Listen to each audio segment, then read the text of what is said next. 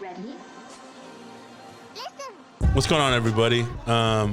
Dinner Table Talks. I'm here with Kai. Yes, sir. Yeah, dude. In case anyone has no idea what we look like. By the way, it's been like 6 months since we have posted anything. So what's up? How y'all doing? Dude, first of all, shout out to our very secretive individual over here. We're just gonna call him. I'm calling him Jamie. We're calling him Jamie. We're calling him Jamie. Yeah, and Jamie's not looking at us because he doesn't like the name at all. But anyways, we're gonna call him Jamie because we believe that he should remain anonymous. Yes. And like Jamie's pretending like he can't talk, so he's just giving us hand signals for everything. He really doesn't want to say a single He's word. also a little bit on the. Never mind. Yeah, he's a little weird. Yeah. No. Wait, should we get? Honestly, I think we should put a vote in for whether or not Jamie gets a mic in some of these episodes. Why don't you want to say anything, bro? Okay, so we're putting up a poll first day back. No, I'm not saying first day back, but eventually this. Hello, should be something one off. viewer. Do you want to put up a poll for? Hey, mom. Do you want Jamie to have? You want the a producer? mic? Yeah. Okay. I don't know. I think it's a valid thing. Anyways, Anyways, dude, all joking aside, I think I speak for the both of us. Dude, we're so stoked for having like a legitimate spot. Shout out to Regen for letting us even yeah, that's have a spot now to yeah. record, and our boy over here helping us out with it and stuff. Guys, I told you a while ago that we'd get a podcast producer, and we finally got one, bro. So thank God. which was crazy because it's like We need one. We honestly feel need one. blessed. Yeah. 100%. And the fact that he's a close friend too, man. Yeah. Dude, we love you. Bro. Also, it's crazy how we started recording and there was like a topic that we were supposed to start on. Oh wait, you and didn't even tell us what the topic was. Yeah. Oh, you told him the topic? Oh, all right. Oh, loneliness. Oh, is that actually the topic? I just made fun of him for being lonely. Was that actually? Wait, so no joke. That was the Yeah, legitimately. that was. But then Did he tell you about that? he said it and I thought he was joking because wow. I immediately just That's dissed not a him bad. and just That's actually not a bad one. no, it's a great topic. But should we focus on it in a specific area, like relationship or friendship and stuff too? I think loneliness Yeah, we is just gotta go just a broad topic that we can definitely dive deep in. Like I don't know. I said diabetes. I was like, what? People Anyways. feel lonely in diabetes. I don't know. It's true. There's loneliness everywhere. I think only No, that's fat a people good are the topic, ones dude. that I like that. struggle. That's a good idea. I don't know where to really go with that necessarily. Well, The only have you thing- ever like we can talk about our own lives where we felt lonely. Yeah, I mean, okay, so I guess where we can start off with is I definitely experienced loneliness, but I think what I'm more so thinking about is in the context of like just being like in social circles and stuff like that. You're thinking about more socially feeling lonely? Yeah, 'cause I think- not okay. part of conversation or like more feeling like Just in friend groups and things like that. you or don't just- feel known Yeah, that's what I mean. But I don't know if that necessarily goes. I feel like it coincides with loneliness. Yeah. I feel like that coincides. I feel that loneliness is this subconscious thing that is more so that it actually goes into how we value ourselves. like at its core. At its core. I think loneliness is this thing like if you're saying you're lonely but you don't talk to nobody, then that's something that you have a lack of value of actually putting you out there, Yeah, that's true. right? That's true. Loneliness is a curable thing. It's not something that can be it's not curable. No, it's not. Yeah. Oh, that's a good point to make, actually. You know, it's like if you feel lonely in conversation, why do you feel lonely in conversation? Do you feel that like in the conversation that you feel like you can't relate to anything, therefore you feel like your worth is like your points are not worthless, which is not true because then the conversation can change, but you have to be willing to put your voice out there, which means again it goes to the value of how you see yourself. Yeah, I think that's a good point. I don't think that's something that value is something that's very I don't know. I feel like a lot of us that are in like the younger generation now kind of focus on value in accordance to like physical value, but like what your value is always equated to what you've done and what you've accumulated and things like that. Well, and that's yeah. where you put your own worth in too, is like That's how what- much money do I make and things. So that's a good point. But that's why I'm saying that because then you feel like you bring nothing to the table and then you feel lonely. Yeah. So it's loneliness is this thing that is, I think it stems from a lack of value. Yeah. I think that loneliness can feel real if you've had a hard life and you don't know how to connect with other people with that hard life. And that sometimes it's okay to be lonely in certain areas of your life because it brings out the testimony of how God's brought you through it, right? And then that testimony is powerful because you know how to walk through it. But again, are you truly ever lonely if you're a Christian and you have the Holy Spirit?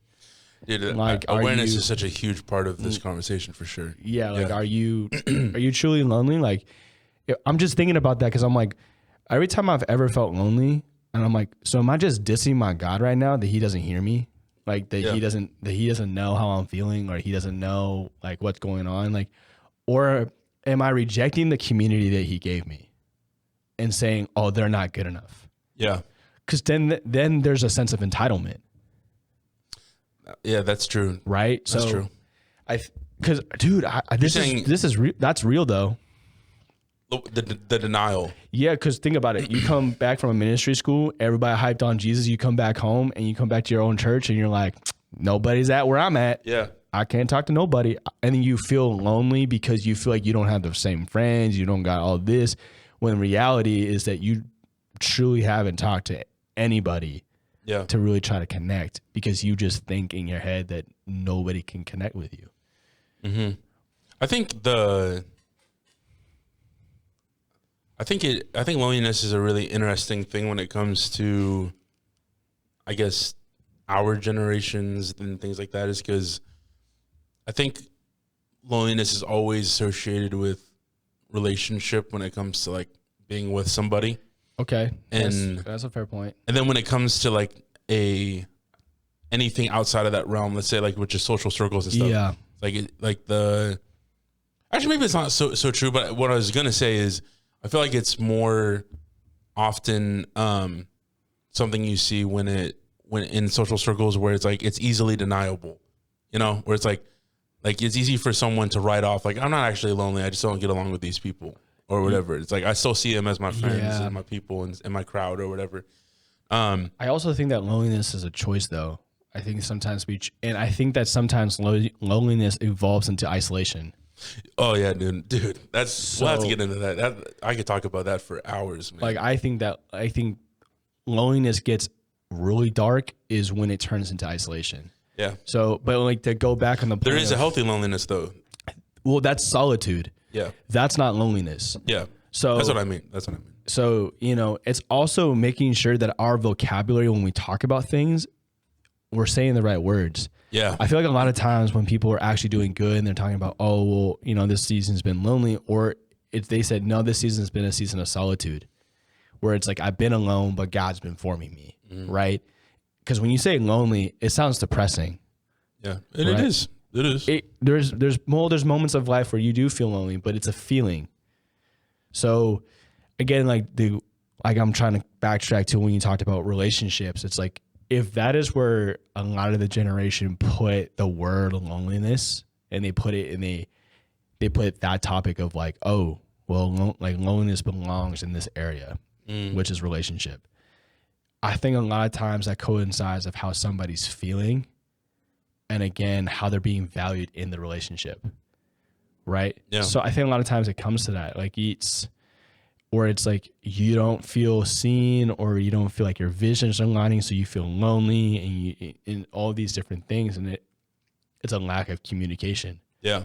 So like, how many times do you hear like, it's crazy to think because we're the same age and we've seen young people come together a lot of times in relationship, and then we get asked questions. They're coming to us, which sometimes I don't even understand why, but they come to us and they ask, and like they ask certain questions, and they're like, okay, so how do I deal with this? And you realize that it has nothing, like you realize that you caused yourself, like you put yourself in a place of feeling lonely when you could have just communicated A, B, and C, and you would have been heard. Dude, that's okay. So that's what I'm talking about, bro. It's like it really does come down to how much you are willing to speak on your own behalf, Yeah, which like comes back to the advocate for value yourself. thing. Yeah, no, 100%. And I think I wonder sometimes if it's because church. I would argue, and I'd love to hear both of y'all's opinion on this. But Jamie's not. Jamie's probably just gonna give me a thumbs up or thumbs down. That's totally fine.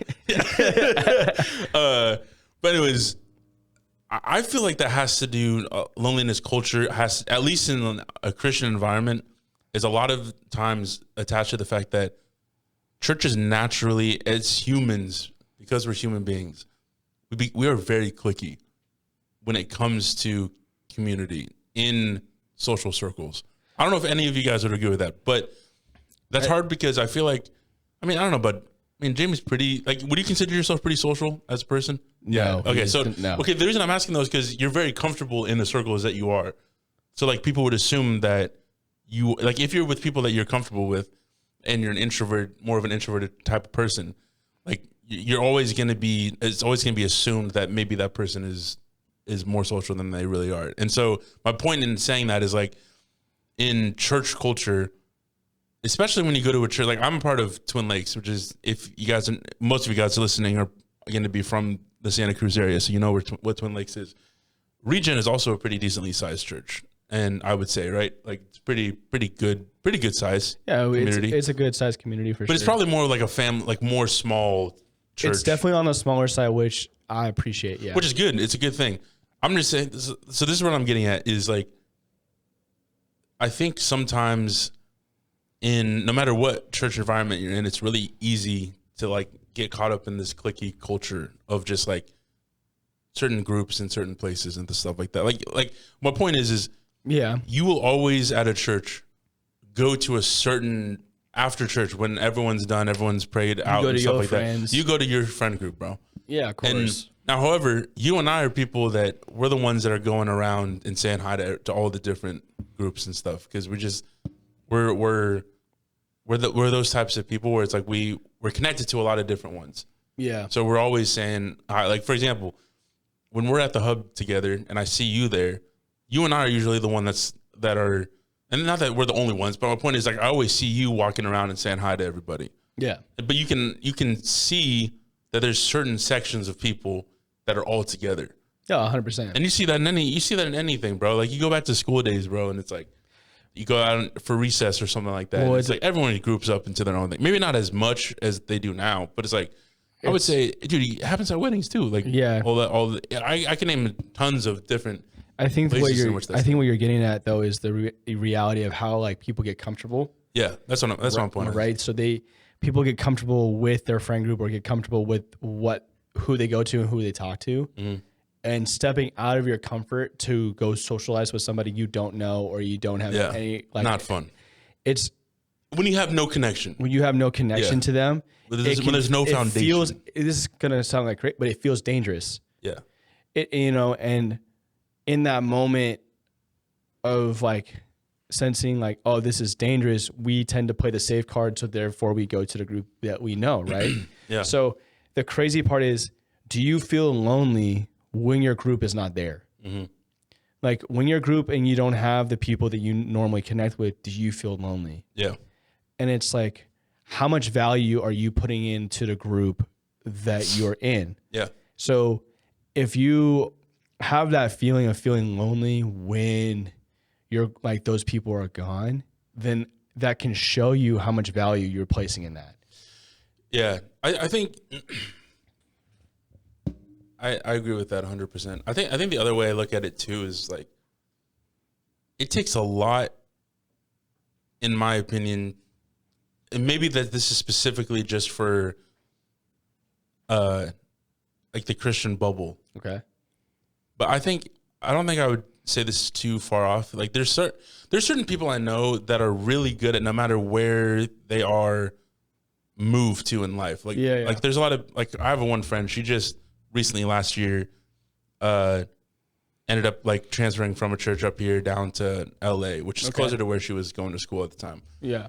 And for her, like I know her well enough to go, I know you're connected to people on a worldwide basis enough to Yeah. know that like you're going to be fine finding your people, finding your crowd. Yeah. And I would say that there's also a lot of loneliness that comes from the fact that there's people that for the majority aren't like that. Yeah. And so getting into circles, especially in Christian circles, where it's like, you know, I don't want to say, I'm not very knowledgeable. Like, okay, whether this is admitted or not, knowledge is a huge thing when it comes to how qualified you are to talk about something in Christianity. Yeah, of course. And I think we hold that at such a high standard that it sometimes from the outside looking in for someone coming into church goes, I don't want to open my mouth and say something out of the fear that I don't have enough education to say anything because I'm very new to this system. I'm very new to the way that this way of living is. I really want this to be my life. I want this community to be my future, and I want to find a way for me to live out life here. Yeah. But in order to do so, going back to what you're saying before about it being tough and scary to risk, is that it's really risky to put all of your energy into something that, like, I don't really know these people. I don't know this culture. I don't know this community that well. And also it being a cliquey thing, I think can oftentimes be something that strays people away from going deeper. Yeah. Well, I think unintentionally for those people that are in the cliques, but I think cliques just do that naturally.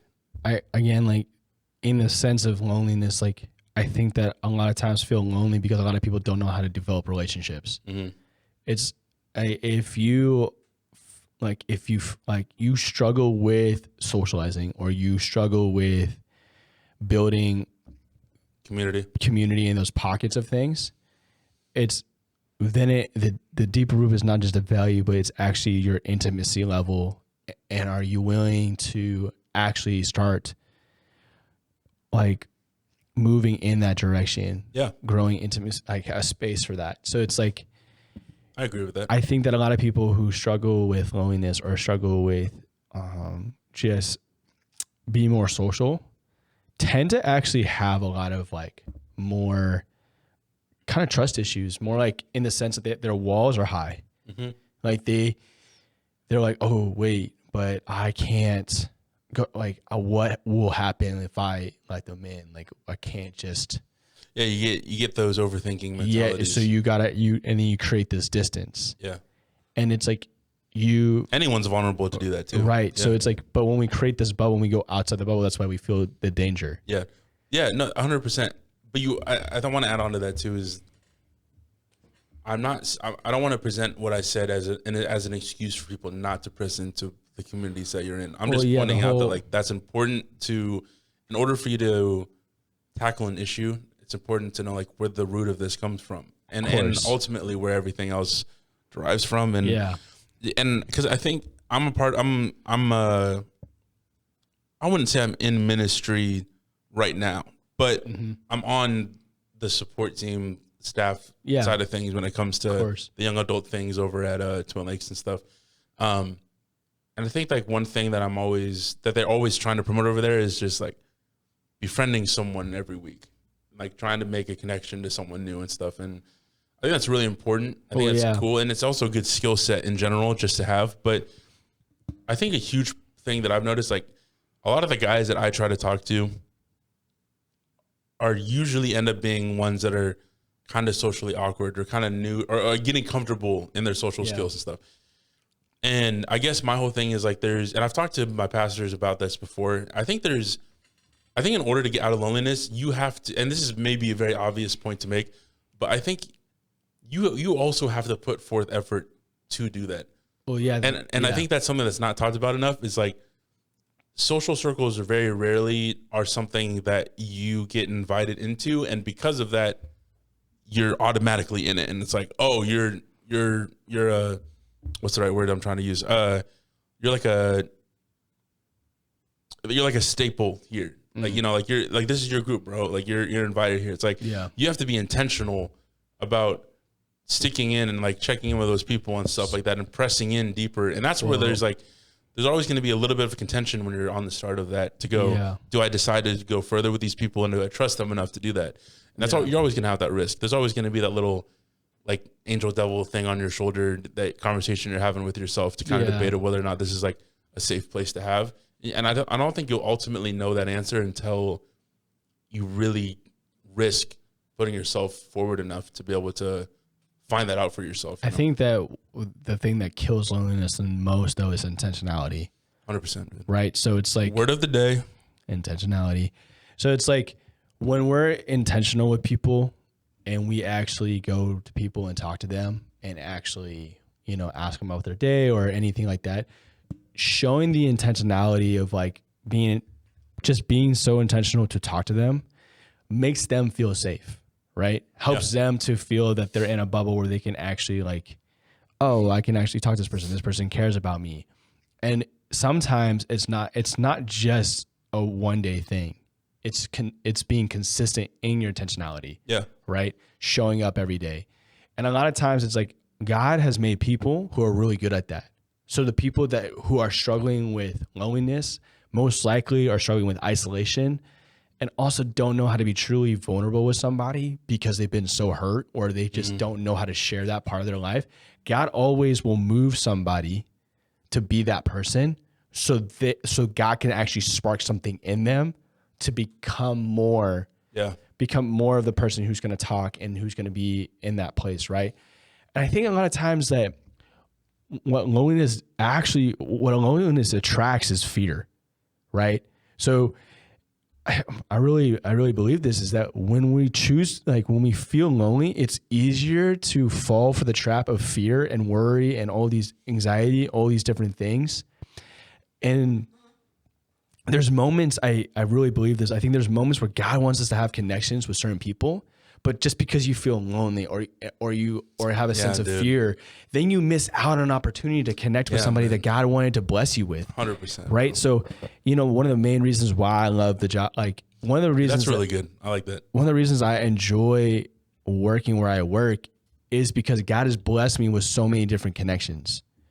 And it's because that I'm in a customer service business. Like when you choose to smile at somebody or talk to somebody, you have no idea what's going to happen. Yeah. And if you create a conversation, you have zero idea of the connection you're making. So this is crazy. I'll say this. We've been, at my work, there's this group that's been coming for like 76 years. And this last summer was their 76th anniversary. And the main host, I won't say his name, but the main host, he's been doing this for a long time. Like, you know, I've seen him like every year since I've worked there. He's an awesome guy, right? And we've just been like staying connected with him, working through him and just all of that. On his last day, he went and was trying to come find us, me and my boy, Jeff, my other coworker. He was trying to come find us. And the reason he was trying to find us because he wanted to take a picture. And all the years I've worked, there's never one time he's asked for a picture. Really? Yeah. And this is the first time that he asked for a picture, which shows the effect of this weird dynamic of relationship that we have, right? Is that when you're there, smiling, serving well, loving people well, and you choose to say, I'm not going to be fearful of talking to somebody because I'm worried of A, B, and C. You have no idea what could happen. Yeah. And it's crazy to think about, oh my gosh, this guy, we had an effect where he wants to actually have a picture with us. Yeah. Right? Or there's this, I have another example where I met this family during the summer and the Lord was like, highlighted him to me. It was like, I want you to go give this word to this guy. And you know, I'm a supervisor. I can't just go do whatever I want. Yeah. And I'm like, okay, like Lord, like, but you do. Yeah. So it's like, there's grace. There's grace for that. There's definitely blood for it. So, James thought that was funny. So, but like, I was just praying about it because I'm like, Lord, I don't know. Like if I keep seeing this guy, like, you know, even when we're done. And then I kept seeing him in the coffee shop. And then I finally was like, all right, I'm going to go give him this word. And I gave him the word. And then after like a couple of days, and we kept talking after that, and he was like, dude, like you have no idea, like that's something that God's actually been putting on my heart for like a whole year. And I'm like, dude, what? How would I know that? And now me and him are homies. Yeah. And this Praise is God. this is a dad, you know, family, everything. Yeah. Like, so it's like, again, like when we choose to say like, I'm not going to allow fear to be the factor of why I don't do this, then a lot of things doors open. Yeah. And so again, like of course we're talking about loneliness, but I think loneliness is if you're struggling with loneliness, I feel like that's a cheap word to use. I feel like it's cheap. I don't feel like that. Like you're not just struggling with loneliness. Like you're not. You're saying there's something more at the core. There's more at the core. Okay. Like I think that when you say loneliness, I feel like you're afraid to tell me actually what's going on. It's like you're saying the result is loneliness, but there's something that is adding up to the point. Yeah, that like you're alone. you're telling me you're lonely, but if I asked you more questions, Yeah, you'd understand why. you're not actually lonely. Well, okay, I don't know if I would agree with that. Well, dude, I don't think people are actually. I feel like there's people who say they're lonely, but like, then you ask them questions, and you're like, bro, like if you just changed A, B, and C. Yeah, but okay, that's true that there's things that they can change about themselves, but like this there's feeling, some genuine loneliness from people. but like 100%. what can truly allow you to just be like like? I think the only place where somebody can feel lonely is when they're grieving. Okay, but what definition are you using for loneliness though? I think that people feel lonely when their spouse dies and they're grieving that. And Okay. there's a sense of loss. And I think a sense of loss is more so when people like where that's a true feeling of loneliness because there's loss. Yeah. I think that there's loneliness and I think there's emotional loneliness. Okay. And I think that is more of a dynamic in relationships. But the one that outweighs outweighs more, and maybe this is a hot take. I think that loss is way heavier in the loneliness factor because it's grief, and grief comes in waves. Grief comes whenever it wants. Yeah. Right? I see what you're saying there. Because I don't think that emotional loneliness is something where it's like it comes in waves. I think that emotional loneliness is more so of like there's a lack of communication. There's action steps that you can take to conquer that. Now, loss and grieving in that loneliness, there's literally nothing you can do sometimes other than praying and being around with people and just hope and allowing the Lord to be your source of comfort. Because loss has a bigger effect. There's something that happens when that grieving is something that's extremely difficult. And the reason I say that is because I've experienced that. When I'm grieving a loss or grieving something, I feel extremely lonely. Mm-hmm. I feel extremely hurt. I feel extremely sad. Yeah. And there's nothing that can really be like, my day's gonna be better now. Like there's nothing the only thing that's gonna help me to feel at peace or feel a little comfort is literally God. And it's the Lord saying, Kyle, what can you do today to just get you through the day that's gonna help you? Yeah. Right? I see what you're saying.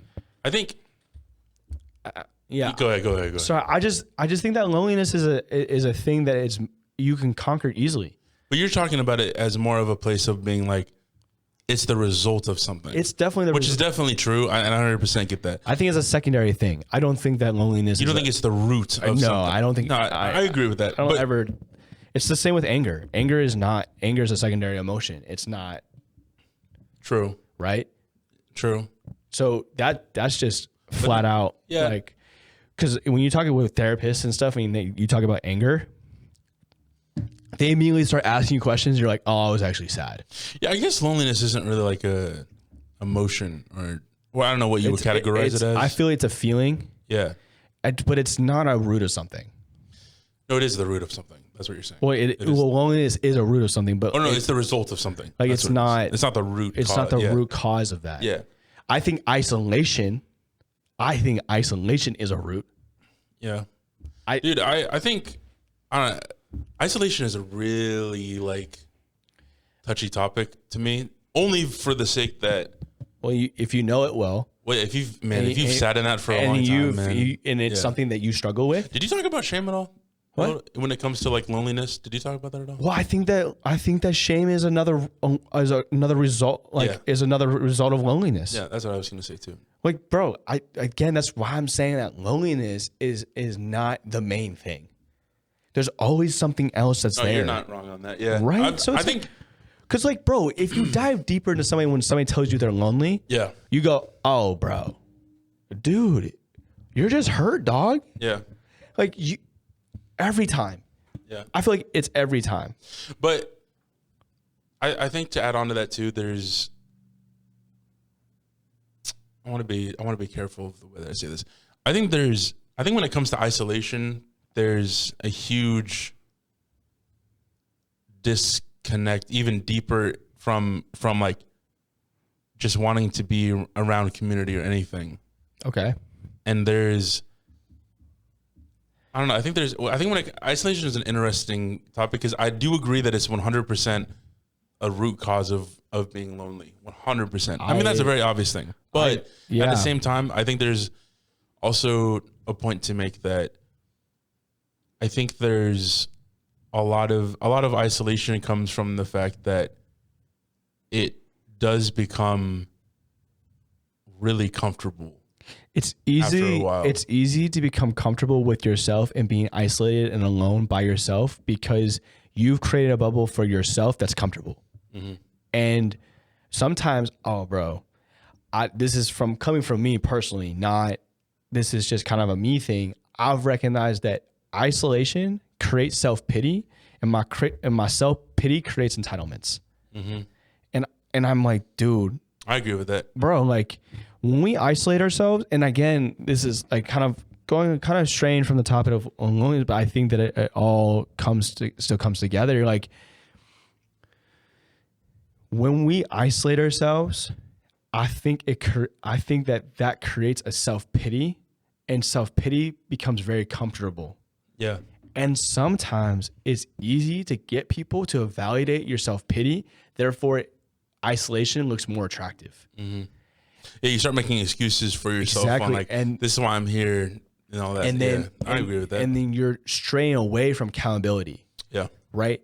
And then we start breaking off isolation is when somebody comes in your life who's more accountable and looks past the surface level, looks past the self-pity and goes, yo, bro, like, I'm going to be so real with you. Like, you need to stop doing this. Yeah. Right? It's when it's a direct hit, like it's a direct target. And I think that even in loneliness, when people are feeling lonely, you have to be so direct and pinpoint it, right? So it's like, okay, dude, you feel lonely because of A, B, and C. So how can we direct target this, and how can we help you get out of this? Mm-hmm. Because loneliness, and I feel like, because the deeper thing is isolation, but like loneliness is like you can look at somebody and you can give them literally an ABC step to get out of it, but you have to be there now and you're now accountable with them, right?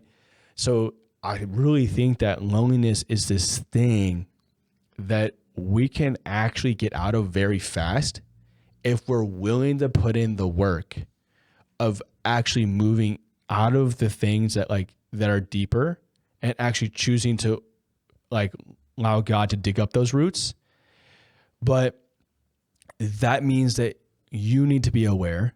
That means that you're choosing to wanting to be out of that, and that you're choosing to say, God, refine me and let this burn. Yeah.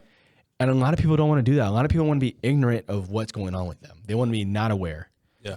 And I think I think a lot of reasons people stay in these spots of loneliness or, the deeper thing of isolation are these, because it's easier to choose to be unaware of the problem than it is to be aware of the problem. If you're a very aware person, yeah. Oh my gosh, bro, because it sucks. Yeah. Because like you realize you're aware of it and you're like, oh, I gotta fix this problem now. Yeah.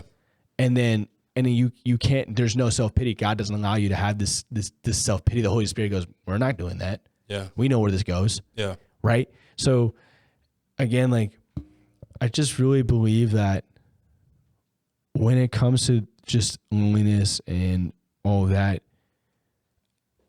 I personally can never allow myself to get in a spot again where I'm isolating. I can't do that anymore. And it makes me mad because I'm like, I know how much of an effect it had on my life and how manipulative it is and how controlling it is. So I think this is why, like, I'm very much like, bro, like, how can we help you get out of this now? Yeah. Because the deeper the pit goes, the harder it is to get out. Yeah. No, I agree with that. I think the only place that I would differ, I think I totally agree that's really good advice. I think there's also a point to bring up too, the fact that oftentimes I think there's always situations where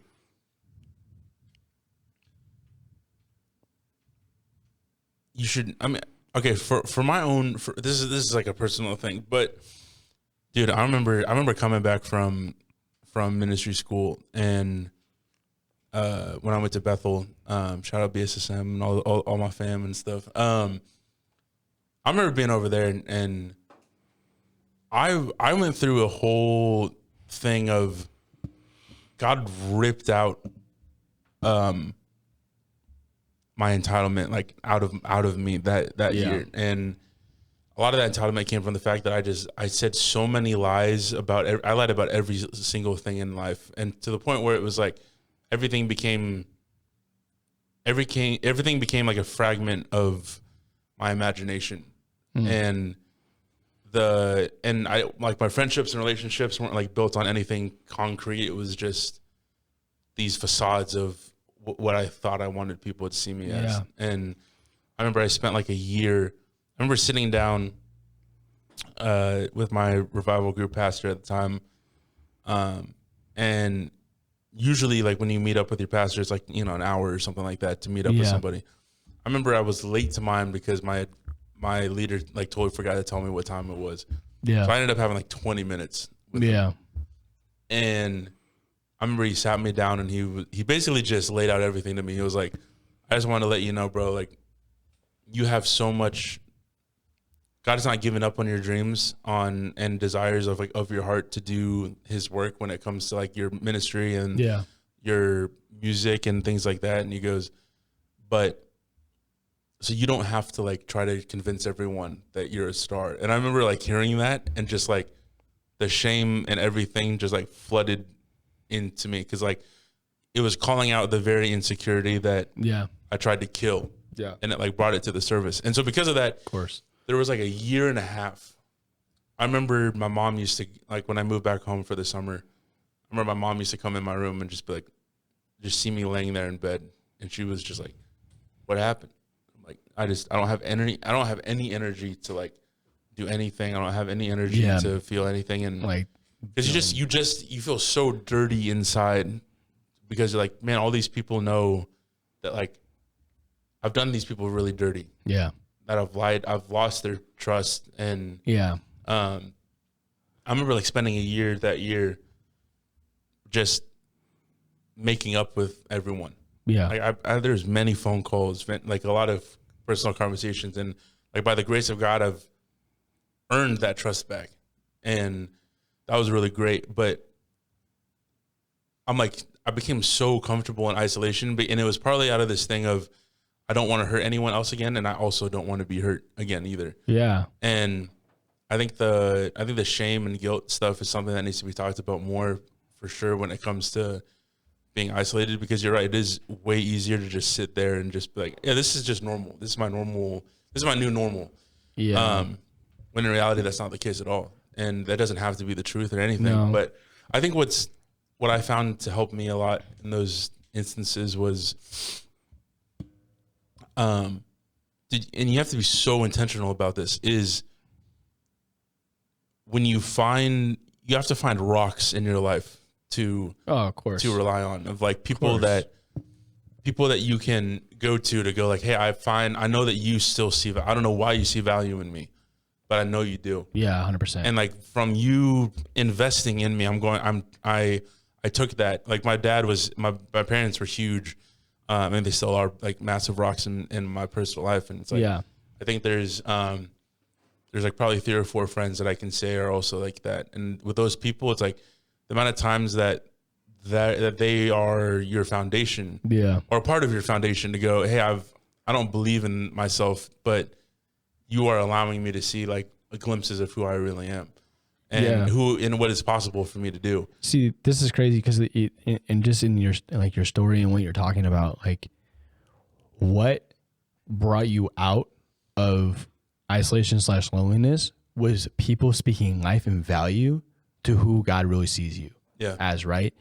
And that, like, knowing your self-worth, it was exactly thing, so like knowing the worth that, like, how God sees you brings you out of the self-pity, brings you out of the isolation and the loneliness, brings you out of that, because God is calling you higher. He didn't call you to that. That's not what he called you to. The reason I'm bringing this psalm up is because when we allow God to be the everything, when we allow God to just Psalm 23. To be the sole factor, this is what, and like when you see God, this is how God sees you. The value of how you see yourself is gonna like skyrockets. Yeah. So Psalm 23 says this. It says, "The Lord is my shepherd, and I lack nothing. He makes me lie down in green pastures. He leads me beside quiet waters. He refreshes my soul. He guides me along the right paths for his name's sake. Though I walk through the valley of the darkest valley, I fear no evil, for you are with me. Your rod and your staff, they comfort me. You prepare a table before me in the presence of my enemies, and you anoint my head with oil. My cup overflows, and surely your goodness and love will follow me all the days of my life, and I will dwell in the house of the Lord forever." Like this is such a cliche like psalm. Like if you're in the church and you're a Christian and you've been following God for a long time, of course you've heard that a lot. But like, again, in the reality check, do you really believe that psalm? Like, do you truly believe that he is your shepherd and you lack nothing? Do you really believe that he leads you beside quiet waters? Do you really believe that he's anointing your head when you're in the face of your enemies?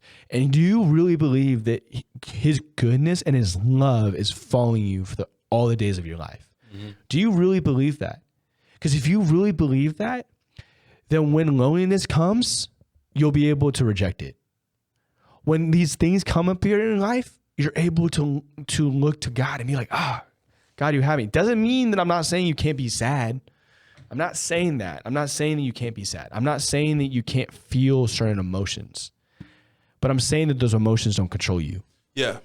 What I'm trying to tell you is that your emotions don't control who you are, and that doesn't bring your self-worth. That doesn't bring your value. Your feelings don't bring those things. Yeah. Your feelings are indicators of what are happening in your life, but God is the sole reason that your life is a blessing, right? So this is why I brought that up. And the reason I'm so like passionate about it is because I struggled with all this for a long time.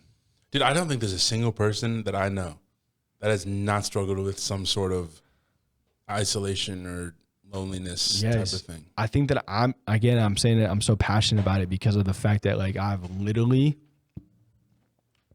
have struggled with worth, value for even until like even last 5 months ago, there was struggle. Yeah. And God had to show up in my life in a certain way for me to see what I was struggling with and say, Kai, I love you. And show me how and in what way that he needed to show love so that I could see the worth and the value that God sees in me, but that how his value is way better, how his worth is way better. Like, he's what makes me worthy. He's what makes me valuable. He's what makes me a prized possession. I didn't do that. Yeah. Like okay, this is a joke that's in like within my like close friend group that I've known forever. They've said, Oh God. like they're This like is Kai. that friend group? Yeah. High school friend Yeah, group. yeah, Oh the- boy. We might have to edit this out. No. It's nothing Okay. bad. It's nothing bad. All right. They've said, Kai, you've only come up with one good idea. I've lost 2. I used to have 3. You found it a little funny that Jamie? And dude, if you meet my friend group, it's hilarious, the dynamic of that. My one good idea was telling my buddy to go to Los Gallos for a burrito. That was the one good idea. Bro, what? Yeah. Bro, okay, our definition of good ideas for you, bro, is really small. Like that's really sad. Yeah, but that's what I'm saying though, is like if God wasn't the factor of my value and my worth, it's that one idea. Los Gallos, bro. Dude, it's a Okay, joke. by the way, it's a running joke. okay, It's not like Real quick though, just because it's not a joke. Number one, Los Gallos is not that good. Can we just all agree? Los Gallos is not that good. hold on. Yeah. Okay, I know. hold on. The Mexican in the room also agrees that it's not good. So Look, that one idea is going down. I know. Dave, this is bro, it's so 0 good ideas. I used to be at a 0.5. Yeah. Okay, so But anyways, the whole reason I brought that up is because of the fact that like me and myself is literally it's a good idea. Like I only have one. yeah. But when God comes into the picture and when his blood covered me, I became so worthy that I'm a co-heir with Christ. Yeah. I became so worthy that I'm called his son. Yeah, dude. Which now that one idea that my friends make fun of me and it's a whole thing has come into now where I'm a person where God has blessed me to create many relationships and create impact on people's lives, where now that I've made an impact on their life and they'll remember me for the rest of their life. But yeah, no, the reason I'm just saying that because God is the one who makes our worth. And if it's just myself, then it's just one good idea. I kind of want to share something real quick. I think if anything that we can do when it comes to loneliness, and because that is, I don't think I'm making this up. I'm pretty sure that the Gen Z is considered like the loneliest generation. ChatGPT, I think. I'm pretty sure. Yo, Jamie, pull that up if it's the loneliest generation. I'm pretty sure it is. But and that's partly because of like social media and stuff like that, and the fact that people are able to be more keep to themselves. Things like that. Yeah. But my point is like, I think a huge part you brought out the fact that intentionality is a huge, that's what it boils down to, is like how intentional you are with people. Yeah, And, 100%. Dude, you have to, like we talked about this earlier, but a huge part of finding self-worth is putting down your ego to go and self-pity and deciding to say that like, I really am putting forth the effort to be intentional with the fact that I am choosing to invest in myself, and thus I'm deciding to do this with people, and you have to make that choice. And like, don't be stagnant in your life when it comes to finding good people and like finding community and things. Did you find anything? Yeah, so it says this is a statistic. It says 79% of Gen Z 18 through 22 reported feeling lonely at times, higher than the millennials of 71 and higher boomers at 50%. Globally, in 2024, that statistic was from 2019, but this is 2024 of November. 80% of Gen Z have said they felt lonely in the past year. Only 15% has said they've never felt lonely in that period. Jimmy, are you technically Gen Z? You know? Bro has no idea. I don't even know what Gen Z is. He's Gen Z. I think we're at the end of Gen Z, but we're technically still Gen Z. I thought we were millennials. No. If you look up, it's 1999 into, yeah. Is Gen Z? Gen Z, yeah. Okay, so we're at the end, like we're at the beginning of it. Okay. But like if you grew up around more millennials, you're not gonna feel as Gen Z That's true. as your Okay, but this is okay. So one more thing is, It's up, bro. It's like isolated. there's a rise. Okay, yeah. So it says also to use the word isolated because we've been using that word. It says 70% are feeling lonely and isolated at least sometime. Yeah. Yeah. And that's what I'm saying, man, is like, I think there's this huge draw when it comes to isolation. And the reason why is because we've pointed a lot out on this podcast, and I think we should make a second episode of this, at least half, just for this conversation. But Yeah.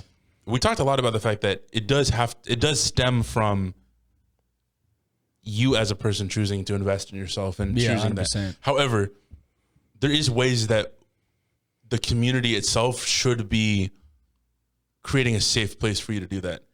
And I think that when it comes to creating a space that allows you to feel safe enough to like grow in that spot is when like the center of it is the Lord, obviously. Like you find a church community or a young adult group or something like that. But within that is when, like, you found a spot that's safe, is when one of their values is the fact that is that not only is their value that you belong there, is that and not only is community a huge thing, but they're going out of their way to almost uncomfortably be a part of your life, in the sense that like there's effort that should be put in towards people to go, so that they never have the excuse that I was never offered friendship or relationship in this environment. Yeah. And because we are supposed to be the hands and feet, and like for Jesus to have come in so many situations in the word, I think of the woman at the well, where it's like he meets her at a place where she literally comes down there because it's the one time a day where no one would be down there. She knows that for a fact. And he, out of him just being the Son of God, knows that, like, I know you're going to be here because you've isolated yourself enough to come down here so no one can see you. Well, she's ashamed of what her life is, right? Exactly. And because of that, it's like, if God is meeting us where we're at like the point when we're most uncomfortable, it's like we should have that ability to go. We should never let people have the excuse within the communities that we're in to go, I was never shared this. I was never 100%. I was never shared that I was a part of this community. I never felt like that. And dude, I mean, I think we, especially as leaders, if we call ourselves that or in that position, you are automatically are put in that point to go, I am that person to do the work that no one else is doing. Like you should be able to be the person that is hoping to step in places that you're not seeing 100%. those environments being built up. And I think there's a huge thing too, where just make yourself available, man. Like I think did you see this in mega churches all the time, is like how accessible a leader is. Tells you a lot about like the level of leadership that they have and what kind of community that they're growing there. Is like, if your pastor is not someone that you can actively go up to and talk to on a face-to-face basis, if your community and the leaders that are in it are not people that you can access, then you should bring that up to them, but also find somewhere that you can go up to that they're accessible, and as leaders, make yourself accessible to go, hey, I see. You should have an awareness, I think, because like you were a former youth pastor, whether or not they gave you that title, we're not going to say it, but you were a former youth pastor. We're just going to start beef for no reason. It's fine. But the fact is, like, you know what this looks like. Of like, you notice when people are separating themselves. Yeah. So it's important, I think, for us as we wrap this up to just be like, dude, there's a lot of leaders on this podcast to go. Dude, Jay was like, yes, Jamie wants to get caned so bad, bro. He's like, get me the heck off of this thing. Anyways, he wants food, bro. Yeah, bro. We'll add 5 minutes, bro. Do that one more time. We'll add 5 minutes. I'm just kidding. No, just ripping out his hair through his hat. Anyways, dude, the point of me bringing this all up is like, access is such a huge thing. God wants us to be people that are accessible. That's what we're supposed to be. And a huge part of isolation is allowing someone to know that you are someone that they can reach out to at any time. I had a situation this weekend. I'm not going to share about what it was. Yeah. You know what it is. Mm-hmm. And where if it wasn't for the sake that, and I don't say this to boast, but if it wasn't for the sake that I make myself very accessible to the community that I'm in. You make yourself interruptible. Yeah, interruptible. It's like that there could have been a really bad situation that happened with this person. 100%. And so you can be the life or death, literally, in someone's situation, and I mean that both figuratively and literally. Anyways, dude, this was a lot of fun. This was a lot of fun. We went over by like probably 20 minutes, and that's great. Anyways, I wanted to say something to everyone on the YouTubes or whatever, real quick. We are going to be doing content a lot differently than you had before, because we're no longer just doing audio, we're doing video stuff now. So that being said, there are going to be a lot of different location changes and things as we're trying to figure out like where we're going to shoot and just the way that we want to shoot it as well. So I just say that all that to say, give us some time and some grace as we're trying to figure that out. This will probably be a space that we use pretty often. Yes. Which I'm super excited about. But I also just wanted to say too, like, if there's any of you that are friends or know people that are interested in, that are like artistic in nature, in any facet, my hope, at least, and me and Kai have talked about this a little bit, is like, we want to make sure that we're partnering with people and just like making this thing as create a space where like it's a creative outlet for people to use. And a huge part of that is I'm hoping personally to allow this to be like quite a literal canvas for people to come in and do art and stuff like that, like as part of the conversations that we have in some of these places that we decided to film at and stuff. Yeah, of course. So yeah, there's a lot of content that's coming. We're really excited. I think I speak for both me and Kai when I say that we've prayed for this for a long time. I can't believe this is a way crazier setup than I thought we ever would have at this stage in our life. So thank you, Jamie, for that. Yeah, guys, just keep up to date with us. Follow us on socials and stuff. We'll have those up pretty soon. And then another thing too, if you are friends of either of us, you are most likely going to be asked to be a part of one of these conversations sometime. If you're part of our friend group or anything, we want you to be part of this thing. A huge part of this is we want this to be a discussion. We want this to be something that starts conversation. Of course. And so that's what our hope is for this. And we really appreciate you guys tuning in to our, I guess, episode 1 of this new season, bro. Yes, sir. You have anything you want to say before we kind of sign off? Just last thing before we get out of here is we're excited for this new season. We're excited for what God's going to do. And honestly, it's like, just to celebrate, it's an answered prayer. Literally this morning, I was like, Lord, I need you to show up. I need you to show me 100%. That like this is something you want me to do. I need you to give me visuals.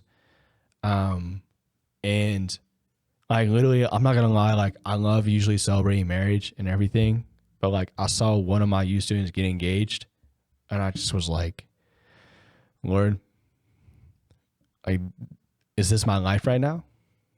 And so, just just doing this, just the Lord does show up for you. The Lord will make things happen, but in His time. Yeah. So, yeah, you guys are blessings. Thank you. And yeah, dude, we'll see you next time. We appreciate y'all. Y'all have a good night. All right. Take it easy. We'll see y'all soon. Peace.